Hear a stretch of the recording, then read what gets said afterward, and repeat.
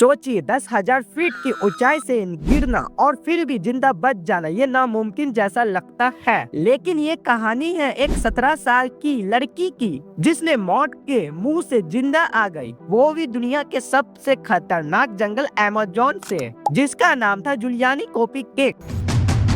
24 दिसंबर 1771 को 17 साल की लड़की जिसका नाम था जुलियानी अपनी मां के साथ लांसा फ्लाइट 508 में बैठती है। वो पीरू के लीमा से पुकाल्पा शहर जा रही थी क्रिसमस की छुट्टी बनाने और अपने पापा से मिलने के लिए। मौसम साफ था, सब कुछ एकदम परफेक्ट लग रहा था। फ्लाइट में 92 पैसेंजर थे, जिसमें से 6 क्रू मेंबर थे। प्लेन अपनी मंजिल की तरफ तेजी से बढ़ रहा था, तभी अचानक प्लेन जोर से हिलने लगता है। पैसेंजर घबरा जाते हैं क्योंकि प्लेन एक बहुत बड़ी तूफान में फंस चुका होता है। जुलियान को विंडो सीट पर बैठी थी, वो बाहर देखती है और उसे बहुत तेज रोशनी दिखाई देता है जो प्लेन के दाएं बिन से टकराती है। प्लेन में चीख पुकार मच जाता है, सारा अलार्म बजने लगता है। पायलट प्लेन को कंट्रोल करने की पूरी कोशिश करता है, लेकिन तब तक बहुत देर हो चुका था। अचानक एक धमाके की आवाज होती है। जुलियान को महसूस होता है कि वो अभी भी अपने सीट पर बंदी है, लेकिन अब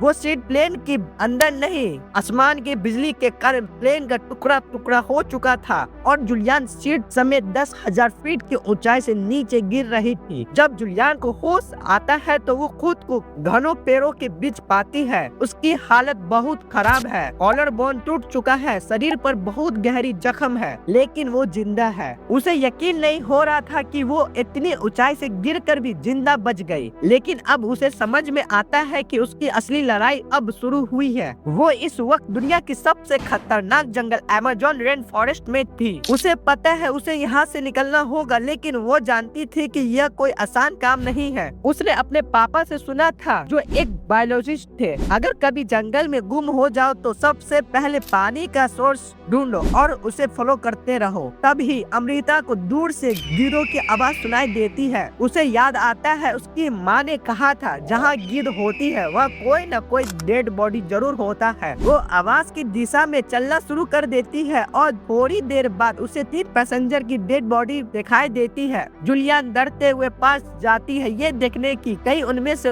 उसकी माँ तो नहीं है। उसे राहत मिलता है कि उसकी माँ वहाँ नहीं है। पास में एक बैग नजर आता है जिसमें कुछ कैंडी पड़ी होती है। पिछले 3 दिन से भूखे जुलियान के लिए ये खजाने से कोई कम नहीं था। जुलियान एक छोटी सी कैंडी खा ली, ये सोचकर शायद कुछ मिल जाएगा, पर जुलियान को नहीं पता था आने वाला कई दिनों तक उसे सिर्फ इस कैंडी पर निर्भर रहना पड़ेगा। उसकी एक आंख लगातार ऐसे रास्ते की तलाश में थी जो इस डरावनी जंगल से बाहर ले जा सके, लेकिन ट्रेन क्रैश होने के 3 दिन बाद भी वो अब तक उस रास्ता में ढूंढने में नाकाम रही। तभी कहानी में एक ट्विस्ट आता है। जुलियान को एक नदी की आवाज सुनाई देती है और उसे अपने पापा का सलाह याद आता है, follow the water, it will lead you to civilisation. वो नदी के साथ साथ चलना शुरू कर देती है। कई दिन बीत जाता है, उसकी हालत खराब हो जाती है, लेकिन वो हार नहीं मानती। वो जानती है यही एक रास्ता है। लगातार कई दिनों तक चलने की वजह से जुलियान की हालत इतनी बिगड़ चुकी थी, अब उसके लिए आगे बढ़ना और भी मुश्किल हो गया था। इसलिए उसने फैसला किया अब वो नदी में तैरकर आगे बढ़ेगी। अगले 2 दिन तक जुलियान मुसल्सल नदी में तैरती रही, बस खुद को जिंदा रखने के लिए।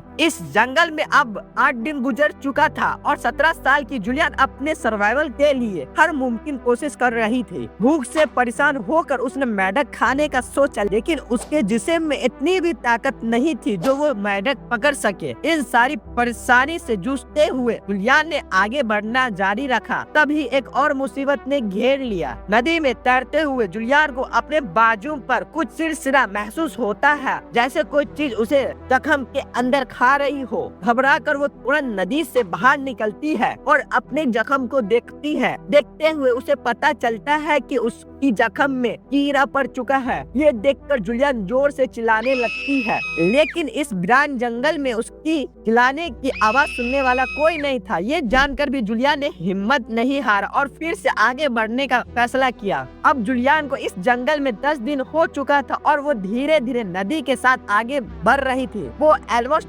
अपनी उम्मीद खो चुकी थी, मगर थोड़ी देर बाद पानी में तैरते हुए उसे कुछ अजीब सा महसूस होता है, जैसे नदी की साइज धीरे धीरे बढ़ रहा है। थोड़ी दूर तैरने के बाद उसे किनारे पर कुछ दिखाई देता है। वो अपनी आंखों पर यकीन नहीं कर पाती, शायद उसकी कमजोर नजर धोखा दे रही हो। वो आंखों को मलती है और दोबारा से देखती है। इस बार साफ दिखता है, दूर किनारे पर बोट है। बोट को देखते ही जुलियन की खुशी का ठिकाना नहीं रहता। वो जल्दी से बोट की तरफ तैरते हुए और उस पर बैठ जाती है। पास में उसे एक कैन मिलता है जिसमें पेट्रोल होता है। वो पेट्रोल को अपने जख्म पे डालती है ताकि जख्म पे पड़े कीड़ा मर जाए। जुलियन वही बोट के पास इंतजार करती है। कुछ घंटों के बाद 3 स्टैंड शिकारी अपने बोट के पास आता है तो वो जुलियन को देखकर हिल जाता है कि इस घने जंगल में इतनी छोटी सी लड़की कैसे पहुंच गई। जब उससे पूछता है तो जुलियन सिर्फ ये बोलती है,